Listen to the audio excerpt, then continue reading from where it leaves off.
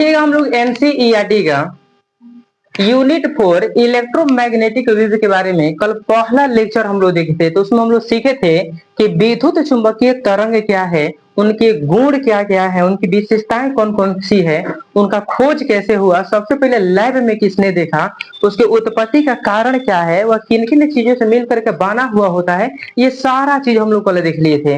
और speed of electromagnetic wave निकाला कैसे जाएगा, उसका स्पीड कितना होता है, ये सारा हम लोग देख लिए थे।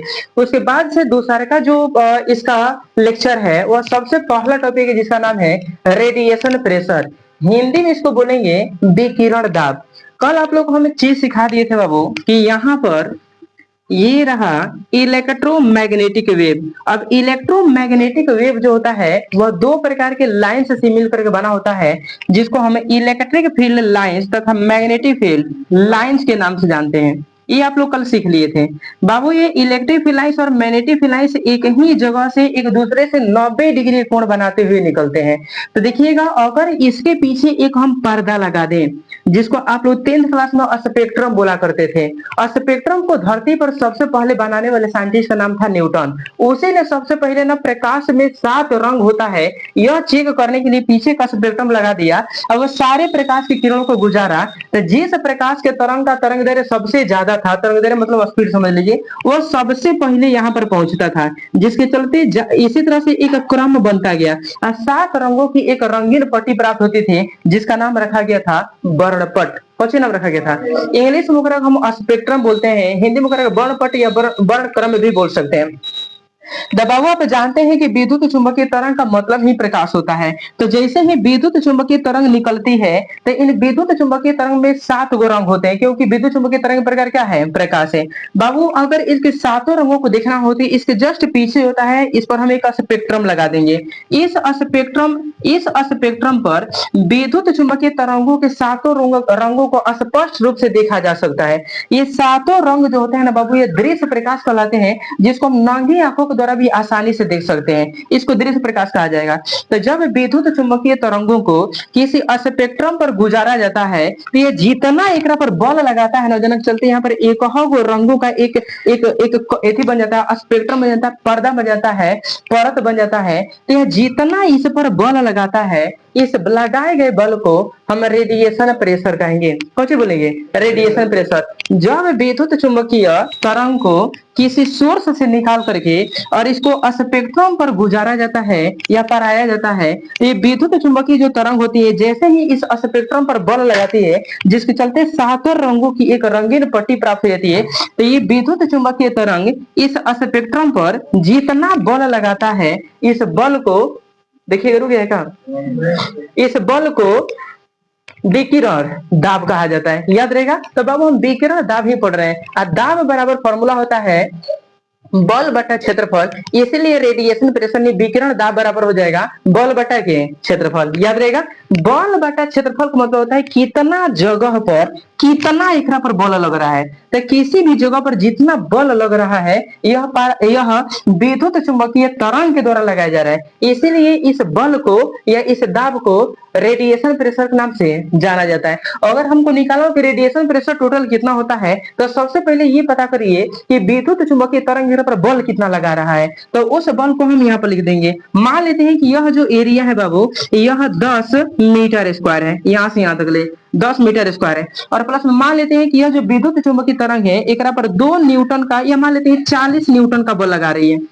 विद्युत चुंबकीय तरंग कितना न्यूटन बल है? 40 न्यूटन का। तो ये काटेंगे तो ये 4 बार में खत्म हो जाएगा। तो ये 4 न्यूटन पर मीटर स्क्वायर, इसी न्यूटन पर मीटर स्क्वायर को हम बोलते हैं बाबू पास्कल। क्या बोलते हैं? इसका मतलब ये हुआ कि विद्युत चुंबकीय जो तरंग है वह स्पेक्ट्रम पर 4 पास्कल का बल दाब लगा रहा है, 4 पास्कल का दाब लगा रहा है। इसी दाब को क्या बोला जाता है बाबू? रेडिएशन प्रेशर कहा जाता है। तो जब भी रेडिएशन प्रेशर निकालना होगा, तो उस जगह का क्षेत्रफल देख लीजिए, जिस जगह पर विद्युत चुंबकीय तरंगे जाकर के बल लगा रही है, उस पर कितना बल लगा रही है उसको ऊपर लिख दीजिए। जब कट करिएगा तो करके विकिरण दाब के नाम से जाना जाएगा। याद रहेगा?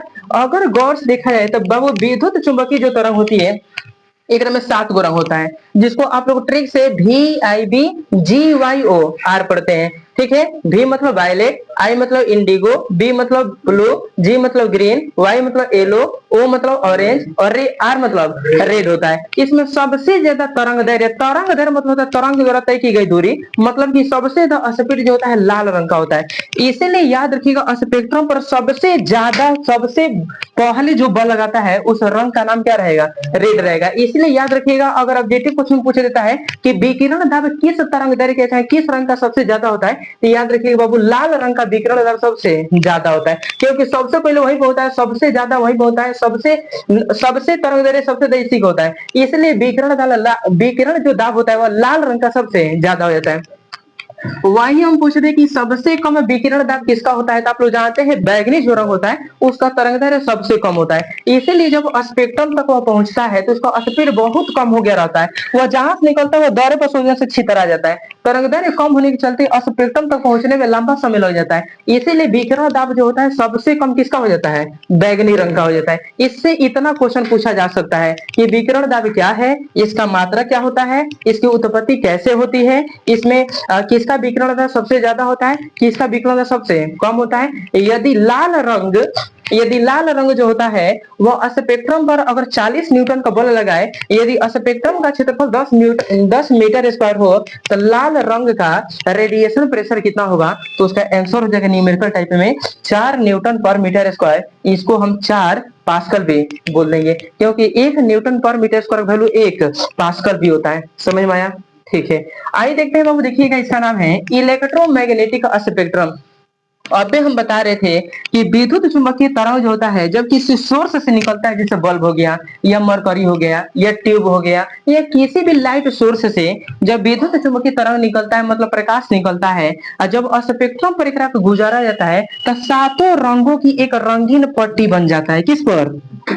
स्पेक्ट्रम पर 3 4 5 6 7 7 रंगों की एक रंगीन पट्टी प्राप्त हो जाता है। तो इसी पट्टी को बाबू इलेक्ट्रोमैग्नेटिक स्पेक्ट्रम कहा जाता है। मतलब कि जब विद्युत चुंबकीय तरंगों को किसी स्पेक्ट्रम पर गुजारा जाता है, तो आप लोग जानते हैं कि विद्युत चुंबकीय जो तरंग होता है वह 7 रंगों से मिलकर के बना हुआ होता है। जिसका तरंग दैर्घ्य ज्यादा होता है वह स्पेक्ट्रम पर सबसे पहले पहुंचता है, और जिसका तरंग दैर्घ्य सबसे कम होता है वह स्पेक्ट्रम पर सबसे बाद में पहुंचता है। इसी तरह से पहले उसके बाद इधर पहुंचते पहुंचते 7 रंगों की एक पट्टी प्राप्त हो जाती है। इसी पट्टी को हम विद्युत चुंबकीय वर्णपट कहेंगे। कौन बोलेंगे? तो विद्युत चुंबकीय वर्णपट कुछ और नहीं है, यह एक प्रकार का पर्दा है जिस पर विद्युत चुंबकीय तरंगों को गुजारा जाता है। इस पर 7 रंगों की एक रंगीन पट्टी प्राप्त होती है जिसको इलेक्ट्रोमैग्नेटिक स्पेक्ट्रम कहा जाता है। एक और चीज ध्यान दीजिएगा, इलेक्ट्रोमैग्नेटिक स्पेक्ट्रम जो होता है ना बाबू, ये जो स्पेक्ट्रम है जो पर्दा है, इसका चौड़ाई जो होता है ना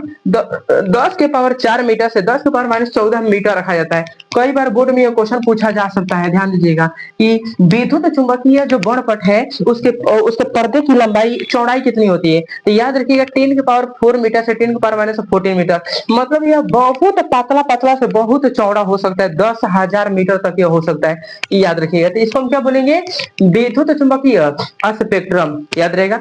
अब विद्युत चुंबकीय स्पेक्ट्रम की उत्पत्ति कैसे होती है, तब बता दीजिएगा। हम जानते हैं कि विद्युत चुंबकीय जो तरंग होता है वह 7 रंगों से मिलकर के बना होता है, ठीक ना। और 7 वो रंग कौन कौन है बाबू? Violet, indigo, blue, green, yellow, orange, red. ये सातों रंग जो होते हैं इनका तरंगदैर्घ्य अलग अलग होता है। जैसे ही यह स्पेक्ट्रम पर पहुंचते हैं तो इनका तरंगदैर्घ्य अलग अलग होने के चलते कोई स्पेक्ट्रम पर पहले पहुंच जाता है, उससे ज्यादा कम तरंगदैर्घ्य जिसका होता है उसके बाद पहुंचता है। इसी तरह से स्पेक्ट्रम पर 7 रंगों की एक रंगीन पट्टी प्राप्त हो जाता है। इस रंगीन पट्टी का जो चौड़ाई होता है वह 10 के पावर 4 मीटर से 10 के पावर -14 मीटर होता है। इसी पट्टी को इलेक्ट्रोमैग्नेटिक स्पेक्ट्रम यानी विद्युत चुंबकीय वर्णपट के नाम से जाना जाता है, याद रखिएगा। इसको एक थोड़ा देखते हैं बाबू, डिस्प्लेसमेंट करंट, खूब बढ़िया टॉपिक है, हिंदी में लिखिएगा, बोलते हैं विस्थापन धारा। ध्यान दीजिएगा, तो वैसे तो विस्थापन धारा को सबसे पहले एम्पियर के परिपथीय नियम में देखा गया था, लेकिन इसको हम इलेक्ट्रोमैग्नेटिक स्पेक्ट्रम पर भी देख सकते हैं। जैसे बाबू इस पर्दा को हम अगर मान लेते हैं कि कपड़ा के न बनाकर कोनो धातु को बना ले, जैसे मान लेते हैं लोहा का या तांबा का, जिंक का, सोडियम का, मैग्नीशियम का, किसी धातु को बना ले, यहाँ पर ताबड़तोड़ इलेक्ट्रोमैग्नेटिक वेव को गुजारते रहे, एक फ्रीक्वेंसी बढ़ाते रहे, हराना कहता जाकर ओकरा पर खूब बढ़िया जोर लगाएगा, जिसके चलते यह जो धातु का जो प्लेट होता है ना, बार बार इलेक्ट्रोमैग्नेटिक वेव के बार बार टक्कर मारने के चलते एक पर चार्ज बढ़ने लगता है। कुछ बनता है बाबू, चार्ज। आइए समय ऐसा आता है कि ये जो धातु का प्लेट होता है ना, पूरा चार्ज हो जाता है, चार्जिंग हो जाता है, जिसके चलते एक में एक विशेष प्रकार का करंट का बहाव होने लगता है बाबू। इसी करंट का नाम विस्थापन धारा रखा गया। कौन रखा गया? इस धारा को सबसे पहले एम्पियर के परिपथीय नियम में भी देखा गया था। दोबारा एक के इलेक्ट्रोमैग्नेटिक स्पेक्ट्रम पर भी देखा गया था। तो याद रखिएगा, जब इलेक्ट्रोमैग्नेटिक स्पेक्ट्रम मतलब विद्युत चुंबकीय वर्णपट को कपड़े के ना बना करके या किसी पर्दे के ना बना करके धातु के चादर बना दिया जाता है, विद्युत चुंबकीय तरंगों को इससे होकर के गुजारा जाता है। तो आप जानते हैं विद्युत चुंबकीय जो तरंग होता है वह इलेक्ट्रिक लाइंस मतलब कि विद्युत क्षेत्र रेखाएं और चुंबकीय क्षेत्र रेखाओं से मिलकर बनी होती है। ये विद्युत क्षेत्र रेखाएं और चुंबकीय क्षेत्र रेखाएं जैसे जैसे स्पीड में बढ़ती है, ये जा करके जो लोहा का प्लेट होता है ओकरा पर ताबड़तोड़ बल लगाने लगती है। इसके बार बार बल लगाने के चलते यह पूरा आवेश से भर जाता है। इसके आवेश के चलते में विशेष प्रकार का धारा उत्पन्न हो जाता है, जिसको विस्थापन धारा के नाम से जाना जाता है। इसका फॉर्मूला जो होता है एम्पियर बहुत पहले ही एम्पियर के परिपथीय नियम में निकाल दिया था। Vector B dot D vector B बराबर में म्यू नॉट इनटू आई, मतलब कि अगर इसके चारों तरफ चुंबकीय क्षेत्र अगर उत्पन्न करना हो या करंट का वैल्यू निकालना हो तो आप चुंबकीय क्षेत्र का इंटीग्रेशन कर दीजिएगा या म्यू नॉट में आई से गुना कर दीजिए। और म्यू नॉट का वैल्यू आप लोग जानते हैं सर 4 पाई इंटू 10⁻⁷ हेनरी पर मीटर होता है। अब एक में कितना करंट उत्पन्न हुआ, मान लेते हैं कि एक में 2 एम्पियर का करंट उत्पन्न हुआ, तो बाबू 2 में एक से गुना कर दीजिएगा तो 8 पाई गुना 10⁻⁻ के साथ हेनरी पर मीटर एम्पियर। यह जो वैल्यू आएगा यह इसके चारों तरफ उत्पन्न होने वाले चुंबकीय क्षेत्र को बताएगा। याद रहेगा। तो विस्थापन धारा किसे कहते हैं, इसको सबसे पहले कहां देखा गया था, किसने देखा, ये आप लोगों को समझ में आ गया होगा। ठीक है, एक बार बोल लेते हैं। आप जानते हैं कि विद्युत चुंबकीय जो तरंग होता है वह विद्युत क्षेत्र रेखाओं और चुंबकीय क्षेत्र रेखाओं से मिलकर के बना होता है। जब किसी भी स्रोत से, जैसे लाइट हो गया, बल्ब हो गया, मरकरी हो गया, किसी भी स्रोत से जब विद्युत चुंबकीय तरंगे निकलती है तो अगर स्पेक्ट्रम को धातु का बना दिया जाए, पतला पतला धातु के, तो ये विद्युत चुंबकीय तरंगे जो होती है बार बार जाकर के पर टक्कर मारेगी। इसके टक्कर मारने के चलते पूरा धातु चार्जिंग हो जाएगा। इसके चार्ज के चलते क्रम में विशेष प्रकार का धारा बहेगा जिसको विस्थापन धारा कहा जाएगा। बाबू इसमें देखिएगा विस्थापन धारा सबसे ज्यादा किसी के चलते उत्पन्न होता है तो उस कलर का नाम है रेड। क्या नाम है बाबू? रेड। क्योंकि विद्युत चुंबकीय स्पेक्ट्रम में सबसे पहले स्पेक्ट्रम पर कौन सा रंग पहुंचता है? रेड कलर का। इसीलिए विस्थापन धारा रेड कलर के चलते सबसे ज्यादा उत्पन्न होता है, इस बात को याद रखिएगा। और विस्थापन धारा को सबसे पहले एम्पियर के परिपथीय नियम में देखा गया था। याद रहेगा। ठीक है, आगे बढ़ते हैं। देखिएगा sir ji, wavelength of colour, Hindi में अगर पढ़ेंगे रंगों का तरंगदैर्घ्य। इस रंग का तरंगदैर्घ्य कितना होता है? आप 10th क्लास में एक चीज पढ़े थे कि लाल रंग का तरंगदैर्घ्य सबसे ज्यादा होता है और बैगनी रंग का तरंगदैर्घ्य सबसे कम होता है। इस बात को सबसे पहले जिस साइंटिस्ट ने बताया था उसका नाम था रेले। कौन नाम था सर? रेले। रेले ने ही एक्सपेरिमेंट करके बताया था कि लाल रंग का तरंगदैर्घ्य सबसे ज्यादा होता है और बैगनी रंग का तरंगदैर्घ्य सबसे कम होता है। लाल रंग का तरंगदैर्घ्य सबसे ज्यादा होने के चलते यह बहुत कम पसरता है। जैसे वायुमंडल से होकर के गुजरता है पृथ्वी के तो कम क्षेत्र आता है, समझ में आ रहा है? वो गोटे निकल के काफी लंबा दूरी तय करता है। लेकिन बैगनी रंग जहां से निकलता है ना वो सब पसर जाता है, छितरा जाता है, इसलिए लंबा दूरी नहीं तय कर पाता है। तो हम लोग खाली पढ़े थे कि लाल रंग का तरंगदैर्घ्य सबसे ज्यादा होता है और बैगनी रंग का तरंगदैर्घ्य सबसे कम होता है, लेकिन ये नहीं पढ़े थे कि कितना होता है। तो आइए हम लोग यहाँ पर पढ़ लेते हैं 12 में। देखिए बाबू, बैगनी और जामुनी का जो तरंगदैर्घ्य होता है वो लगभग बराबर होता है। इसीलिए अगर आपसे ऑब्जेक्टिव क्वेश्चन पूछ लेता है कि बैगनी और जामुनी, बैगनी या जामुनी का तरंगदैर्घ्य कितना होता है, तरंगदैर्घ्य मतलब होता है तरंग द्वारा तय की गई दूरी। कोई तरंग जो होता है कितना स्पीड में कितना दूरी तय कर लेता है कितना समय में, उसी को तरंगदैर्घ्य कहा जाएगा। तो तरंगदैर्घ्य दूरी हो गया ना, इसलिए मात्रा क्या हो गया? मीटर हो गया। याद रखिएगा। बैगनी और जामुनी के जो तरंगदैर्घ्य एक्सपेरिमेंटली निकाला गया रेले के द्वारा वह 400 नैनोमीटर से बाबू 450 नैनोमीटर के बीच में पाया गया। याद रखिएगा। ठीक है, वहीं देखिएगा ब्लू रंग का यानी नीले रंग का जो तरंग दैर्घ्य होता है वह 450 नैनोमीटर से 500 नैनोमीटर के बीच में होता है। एक ऑब्जेक्टिव क्वेश्चन पूछा जाएगा नीले रंग का तरंग दैर्घ्य कितना होता है, तो आपको इसको याद करना पड़ेगा और याद करना बहुत भारी नहीं है। 400 से स्टार्ट करिए, 50-50 एक में जुड़ते ही 700 में कंप्लीट हो जाएगा। लेकिन आप लोग गड़बड़ी कहाँ करिएगा, बैगनी से स्टार्ट करके आगे जामुनी लिख दीजिएगा, जबकि बैगनी और जामुनी दोनों का तरंग दैर्घ्य एक ही बराबर होता है, यही गड़बड़ा दीजिएगा। तो इसलिए रिवाइज मारते रहिएगा।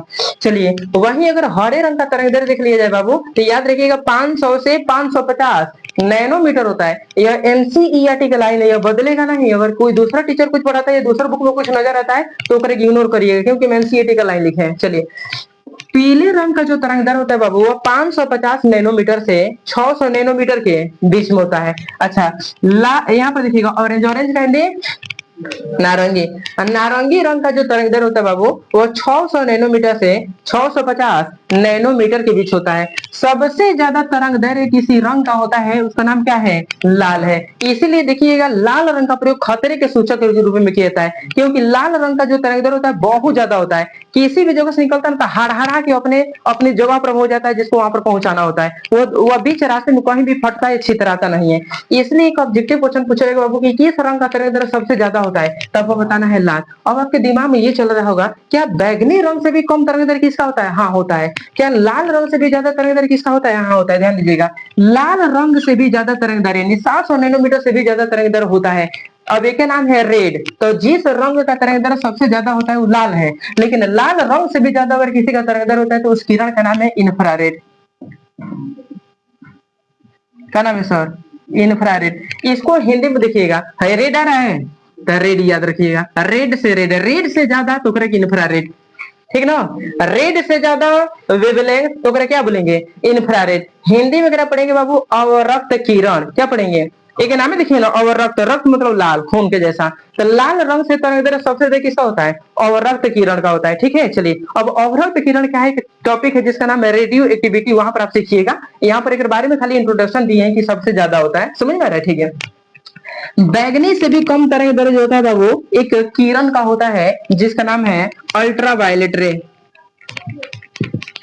अल्ट्रा वायलेट क्या रे, हिंदी में अगर पढ़ेंगे पारा बैगनी किरण, क्या बोलेंगे। याद रखिए बाबू जिस रंग का तरंग दैर्घ्य सबसे ज्यादा होता है ना वह मानव शरीर के लिए घातक नहीं होता है, जानवरों के शरीर के लिए घातक नहीं होता है। लेकिन जौना के तरंग दैर्घ्य सब, अब एक और तरंग दैर्घ्य ज्यादा है, जब हमारे बॉडी से होकर के गुजरेगा तो ये जल्दी से होकर के आर पार होकर के गुजर जाएगा, ज्यादा क्षतिग्रस्त नहीं करेगा। ये जैसे हमारे बॉडी में पहुंचता है ना तो धीरे धीरे पूरा बॉडी में दौड़ छितरा जाता है, पसर जाता है। इसलिए हमारे बॉडी का हर अंग को ये धीरे धीरे क्षतिग्रस्त करता रहता है। तो जौना का तरंग दैर्घ्य जितने कम वह उतना एकदम मानव शरीर के लिए खतरनाक होगा। पारा बैगनी किरण का तरंग दैर्घ्य जो होता है बैगनी से भी ज्यादा होता है, कम होता है। बैगनी, पारा बैगनी, लाल और रक्त, एक रक्त एक औरत, इसको बैगनी पारा बैगनी याद रहेगा, ठीक है। तो बैगनी से भी कम तरंग दैर्घ्य किसका होता है, पारा बैगनी किरण की। अब पारा बैगनी किरण जो होती है वो सूर्य के प्रकाश में पाई जाती है और एक तरह से त्वचा कैंसर होता है। आप लोग सुने होंगे, आप लोग कभी ऐसा सुने हैं कि औरत किरण से जो होता है हमको बीमारी हो गई चाहे कुछ भी। देखिएगा ऑर्केस्ट्रा ऑर्केस्ट्रा में लड़कों सब रखा था सब लेजर लाल रंग का धोकर के पर लाइटें बार देगा सब देंगे पर, तो वो औरत किरण होता है बाबू। कौन होता है औरत किरण, ओकरा हम कहते हैं इंफ्रारेड रे। ओकरा से हमारे बॉडी पर कोनो प्रभाव नहीं पड़ता है, देखिएगा आंखों पर धोकर बार देता है सब, ठीक ना। हाँ कबो कबो लोकेशन ओकरी खराब हो जाता है सर्चिंग करते समय तो आंखें पर धोकर बार देगा सब, लेकिन ओकन के टारगेट कुछ और ही होता है बारने का, तो आंखें पर बार देगा सब। आंख पर बारेगा सब, देखिएगा आंख खराब वराब नहीं होता है, बोले तो कि झील मिलाएगा, लेकिन सबसे ज्यादा प्रभाव कौन डालता है बाबू, पारा बैगनी किरण। याद रहेगा 12 बजे से 2 बजे के बीच में जो सूर्य का प्रकाश तो निकल करके धरती पर आए ओकरा का पूरा तरह से पारा बैगनी किरण कहा जाएगा। याद रहेगा सुबह का जो किरण आता है ना बाबू ओकरा हम दृश्य किरण बोलते हैं। क्या बोलते हैं, 10 बजे तकले का जो किरण होता है ओकरा के दृश्य किरण कहते हैं। ओकरा में विटामिन डी की मात्रा सबसे ज्यादा होती है, इसलिए साधु महात्मा जितना भी लोग होगा लोग देखिएगा सुबह का जो समय होता है ना 10 बजे तक वो आराम से आध्यात्मिक में लीन रहता है लोग भगवान में, क्योंकि ओकरा से विटामिन डी मिलता है और हमारे बॉडी के लिए विटामिन डी बड़ा बहुत जरूरी है बाबू। उसी के चलते हम लोग का त्वचा जो होता है वो मुलायम रहेगा, हमारा बॉडी जो हेल्थ रहता है, हमारा बॉडी में तरह तरह की बीमारी जो रहती है वो विटामिन डी पाने से पूरा तरह से दूर हो जाती है। याद रहेगा, ठीक है।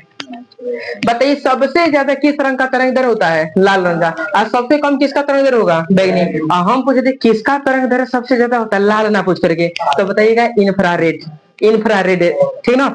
कोई पूछे किस रंग का तरंग दैर्ध्य सबसे ज्यादा होता है तो लाल, और किसका तरंग दैर्ध्य सबसे ज्यादा होता है तो औरत किरण। किसका? औरत किरण। आपसे रंग थोड़ा ही पूछा है, आपसे नहीं ना पूछा है। यहाँ पे देखिएगा किस रंग का तरंग दैर्ध्य सबसे कम होता है बैगनी, और किसका तरंग दैर्ध्य सबसे कम होता है पारा बैगनी, पारा बैगनी किरण। याद रहेगा। तो आप किसी भी 10th क्लास के बच्चे से पूछ दीजिएगा कि किसका तरंग दैर्ध्य सबसे ज्यादा होता है तो लाल मारेगा सब। ओकने की ये पता नहीं है कि रंग पूछे कि किरण पूछे। याद रहेगा, ठीक है। तो ये 10th क्लास लेवल का है भी नहीं, तो उससे पूछ के क्या करिएगा। चलिए देखिए आगे देखिए, समझ में आ गया होगा आप लोगों को किसका तरंग दैर्ध्य कितना होता है, कि इससे कम किसका होगा, इससे ज्यादा किसका होगा, इशारा आप लोग देख लीजिए। बाबू थोड़ा सा यहाँ पर हम देखते हैं वेव है, वेव लेंथ है, फ्रीक्वेंसी है, तरंग है, तरंग दैर्ध्य है, आवृत्ति है। आवृत्ति का मतलब होता है जैसे ही तरंग किसी जगह से निकलता है तो यह बार बार ऊपर नीचे चक्कर मारता रहता है, तो इसके चक्कर मारने की प्रक्रिया को हम कहते हैं आवृत्ति। क्या बोलते हैं? आवृत्ति। बार बार चक्कर मारने, 1 सेकंड में कौन चक्कर मार दिया, इसी को आवृत्ति कहा जाएगा। और आवृत्ति के बारे में सबसे पहले जिसने बताया रिसर्च करके साइंटिस्ट का नाम था हेनरी, इसलिए हेनरी का दूसरा का नाम हर्ट्ज है, इसीलिए आवृत्ति का मात्रक हर्ट्ज होता है। कौन होता है बाबू? हर्ट्ज होता है। याद रहेगा, ठीक है। एक और चीज देखिएगा बाबू, तरंग दैर्ध्य जो होता है ना, इसके बारे में सबसे पहले अमेरिका के साइंटिस्ट था जिसका नाम था एंगस्ट्रॉम। क्या नाम था बाबू? उसी ने तरंग दैर्ध्य के बारे में बताया था। तरंग दैर्ध्य का नाम सबसे पहले एंगस्ट्रॉम ने बताया था। और याद रखिएगा एक एंगस्ट्रॉम का जो वैल्यू होता है ना बाबू, वह 10 के पावर -10 मीटर होता है। रट लीजिए इसको। एक एंगस्ट्रॉम का वैल्यू कितना होता है? 10 के पावर -10 मीटर होता है। इसको आप लोग बहुत ज्यादा पढ़ चुके हैं पीछे। तरंग है, किस तरंग का तरंग दैर्ध्य कितना होता है, इसका आवृत्ति कितना होता है। तो अब अभी हम बताएं कि तरंग दैर्ध्य जो होता है ना, इसको हम मीटर में लेंगे। किस में लेंगे बाबू? मीटर में। अच्छा, आवृत्ति को किस में लेंगे? हर्ट्ज में। यहाँ से अगर जेईई के पेपर में एग्जाम देने बैठना होगा पॉलिटेक्निक का, तो इसको आप लोग थोड़ा बहुत याद वाद करके जाइएगा, ध्यान लीजिएगा। रेडियो युग को हिंदी में बोलते हैं रेडियो तरंगे। क्या बोलते हैं? बोर्ड में इससे क्वेश्चन नहीं आता है, कभी नहीं आया है। अब इसका मतलब इधर है कि नहीं आएगा, तैयारी करिए। रेडियो युग को हिंदी में क्या बोलते हैं? रेडियो तरंगे। इसका जो तरंग दैर्ध्य होता है बाबू 10 के पावर -1 से 10 के पावर 4 मीटर होता है। वहीं अगर आवृत्ति चेक करा जाए तो 3 गुना 10 के पावर 9 से 3 गुना 10 के पावर 4 हर्ट्ज होता है। ये एक्सपेरिमेंटल वैल्यू होता है, बदलता नहीं है, इसलिए इसको याद रखिएगा। चलिए, माइक्रोवेव एक हिंदी बोलते हैं सूक्ष्म तरंगे। सूक्ष्म तरंगों का जो तरंग दैर्ध्य होता है 10 के पावर -3 से 3 गुना 10 के पावर -1 होता है मीटर में। अच्छा, इसकी आवृत्ति अगर चेक करा जाए तो 3 गुना 10 के पावर 11 से 3 गुना 10 के पावर 9 हर्ट्ज होता है। वही इंफ्रा रेडिएशन देख लीजिए, यह वही इंफ्रा रेडिएशन है जिसको हम इंफ्रा रेड रे लिखे हैं। अवरक्त किरण कहिए या अवरक्त एक तरह का विकिरण कहिए। इसका जो तरंग दैर्ध्य होता है 7.5 गुना 10 के पावर -7 से 3 के पावर 10 के पावर -3 मीटर होता है। वहीं अगर आवृत्ति देख लीजिएगा तो 3.5 गुना 10 के पावर 14 से 3 गुना 10 के पावर 11 हर्ट्ज होता है।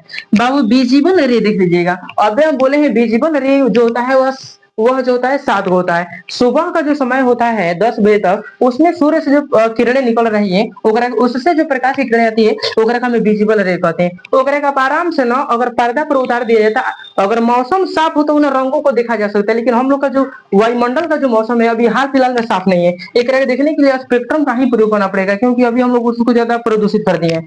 बाबू विजिबल रे जो होता है ना, इसका तरंग दैर्ध्य 4 गुना 10 के पावर -7 से 7.5 गुना 10 के पावर -7 होता है। अब कहिएगा यह इतना डिफिकल्ट क्यों, अजीब लग रहा है? वह इसलिए क्योंकि विजिबल जो रे होता है वह 7 को होता है, 7 रंग का तरंग दैर्ध्य एक बीच में होता है। याद रहेगा, ठीक है, इसलिए थोड़ा डिफिकल्ट लग रहा है। बाबू एक फ्रीक्वेंसी 7.5 इंटू 10 के पावर 14 से 3.5 इंटू 10 के पावर 14 होता है हर्ट्ज में। याद रखिएगा बाबू। एक्स किरणें, बीटा किरणें, गामा किरणें, ये सारा किरणों के बारे में हम लोग मॉडर्न फिजिक्स में पढ़ेंगे। एक टॉपिक आएगा जिसका नाम है रेडियो एक्टिविटी, वहां पर हम लोग सीखेंगे। यहाँ पर हमको ये बताना है कि इसका तरंग दैर्ध्य होता कितना है। तो एक्स किरणों का जो तरंग दैर्ध्य होता है वह 10 के पावर -10 मीटर से 10 के पावर -8 मीटर होता है। वहीं इसका आवृत्ति देखिएगा तो 3 गुना 10 के पावर 19 से 3 गुना 10 के पावर 15 होता है। गामा किरणों का तरंग दैर्ध्य पूछा जा सकता है बोर्ड में। तो गामा किरणों का तरंग दैर्ध्य 10 के पावर -10 मीटर से 10 के पावर -14 मीटर से 10 के पावर -10 मीटर होता है। अगर आवृत्ति पूछा जाएगा तो 3 गुना 10 के पावर 22 से 3 गुना 10 के पावर 18 मीटर हर्ट्ज होता है। आएगा डाउन, ठीक है। तो इसको कभी कभार आप लोग पढ़ते रहिए खास करके।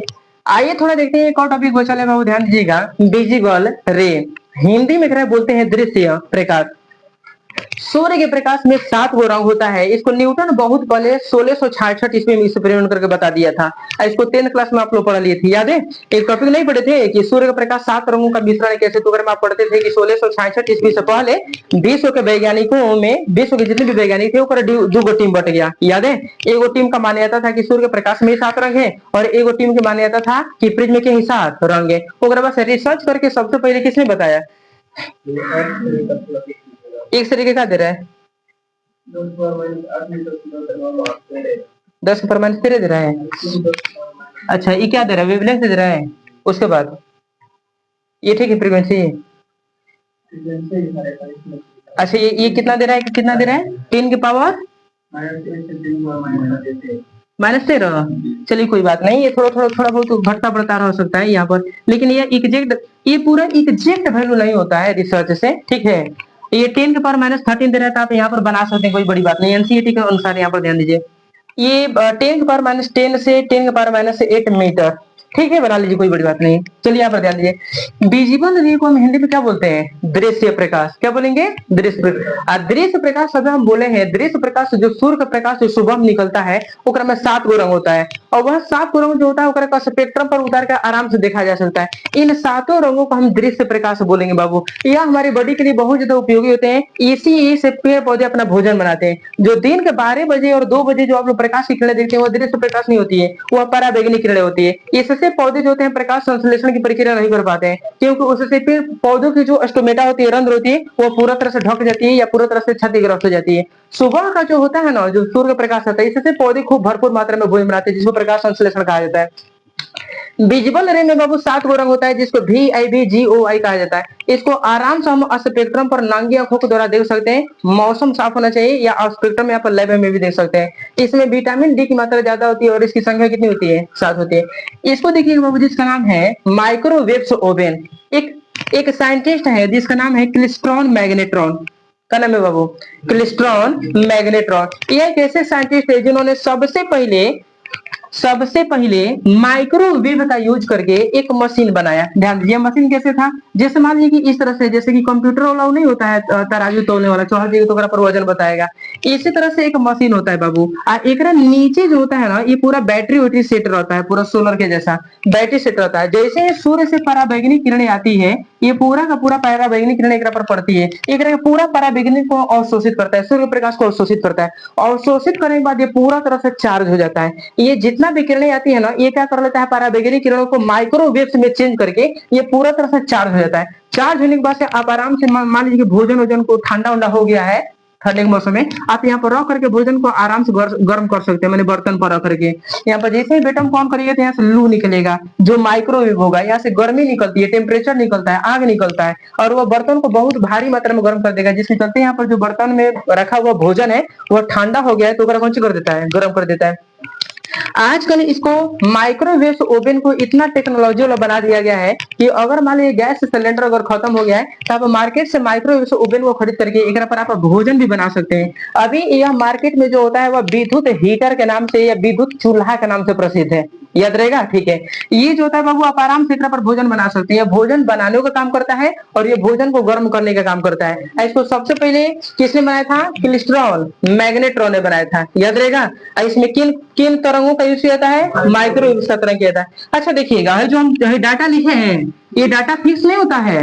ये अभी एनसीईआरटी बुक को छोड़ करके अगर आप मान लेते हैं भारतीय बोर्ड का बुक देखिए, तो ये डाटा थोड़ा थोड़ा चेंजिंग मिल सकता है, याद रहेगा, ठीक है? तो इसलिए जब बोर्ड में क्वेश्चन आएगा तो एक ऐसा ऑप्शन देगा जो इन्हीं के बीच में रहेगा, ठीक है ना? इसके बीच में रहेगा, जो हम डाटा लिखे हैं ना, एक बीच में रहेगा, एक बीच में रहेगा तो लगभग में रहेगा, तो लगभग में रहेगा तो आप ऑप्शन को पकड़ पाइएगा, ठीक है? चलिए, और अभी ये पता है, ये तब का है जब वेब के बारे में रिसर्च चल रहा था। 1666 के करीब की कहानी बता रहे हैं। अब देखकर वेवलेंथ तो कुछ ना कुछ बदल घट गया हो गया, या तो बढ़ गया होगा या तो घट गया होगा, स्थिर तो ही रहता है, ये हमेशा बदलता रहता है तरंग दैर्घ्य। तो इसलिए याद रखिएगा माइक्रोवेव ओवन क्या है? तो माइक्रोवेव ओवन एक प्रकार का विद्युतीय यंत्र मशीन है, जिसका प्रयोग जो होता है आजकल जो होता है भोजन को गर्म करने के लिए रसोई घर में या भोजन को बनाने के लिए किया जाता है। इसमें एक मशीन होता है बाबू, एकरा में बैटरी सेट रहता है। जैसे ही एकरा को सूर्य के प्रकाश में रख दिया जाता है, तो ये सूर्य के प्रकाश में जो पराबैंगनी किरण होती है, उन पूरे के पूरे पराबैंगनी किरण को वह माइक्रोवेव यानी